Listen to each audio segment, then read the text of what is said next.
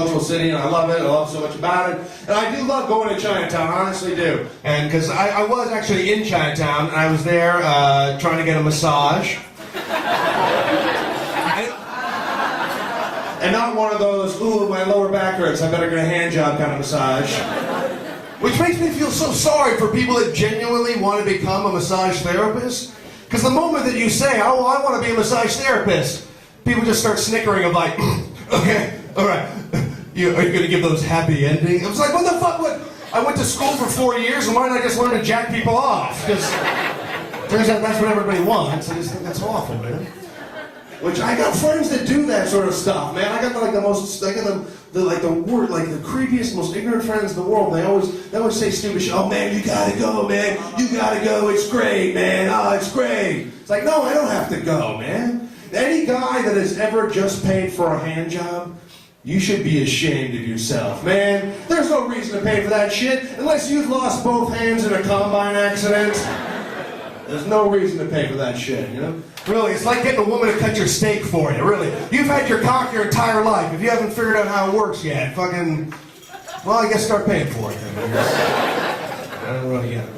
I don't really get paying for that, and also I don't understand when any friend of mine would ever at all give me like, or whenever guys exchange masturbation advice. I hate that too. I really hate that, you know? But every guy's heard this one. Hey fellas, if you use your other hand, it'll feel like someone else is doing it.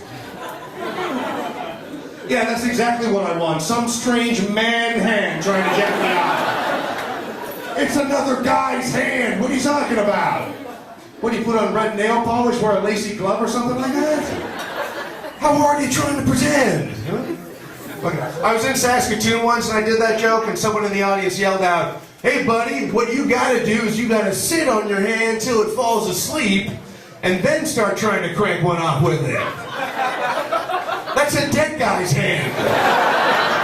That is a dead, strange man's hand who's gradually coming back to life. If your big wet dream is Dawn of the Dead so you can get all your zombie hand jobs, okay, that's yours. That's gonna be your fucking thing. One thing is, while the garbage strike was going on, the rat population skyrocketed in Toronto.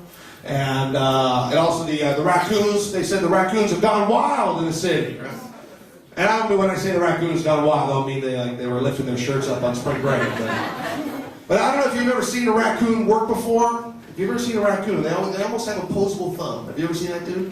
You ever seen the opposable thumb on a raccoon? Almost. No, yeah? It's there, man. Check it out. It's quite fascinating to watch. That's what they always say separates man from animals, is the opposable thumb. But I think that's bullshit. You know what separates us from animals? We're not afraid of vacuum cleaners.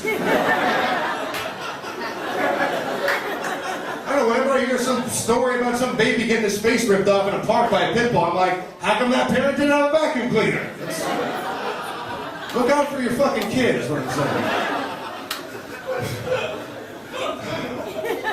Lots of great things about Toronto. We have a lot of festivals always in Toronto. I didn't get a chance to go to the Caravana Parade, the Caravana Parade festival thing going on. So instead, I just got my roommate to chase me around the apartment with a gun.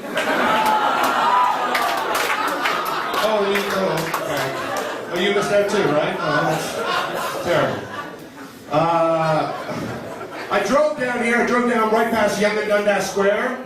If you haven't been to Yonge and Dundas Square, just imagine Times Square in New York, farted, and then that's Yonge and Dundas Square. We try, right? We try. It's a nice effort, right? But they have these water fountains at Yonge and Dundas Square. I don't know what there's like water fountains. They come up right out of the ground, and very attractive little fountains. And I don't know what they officially call these water fountains, but I like to refer to them as homeless bidets.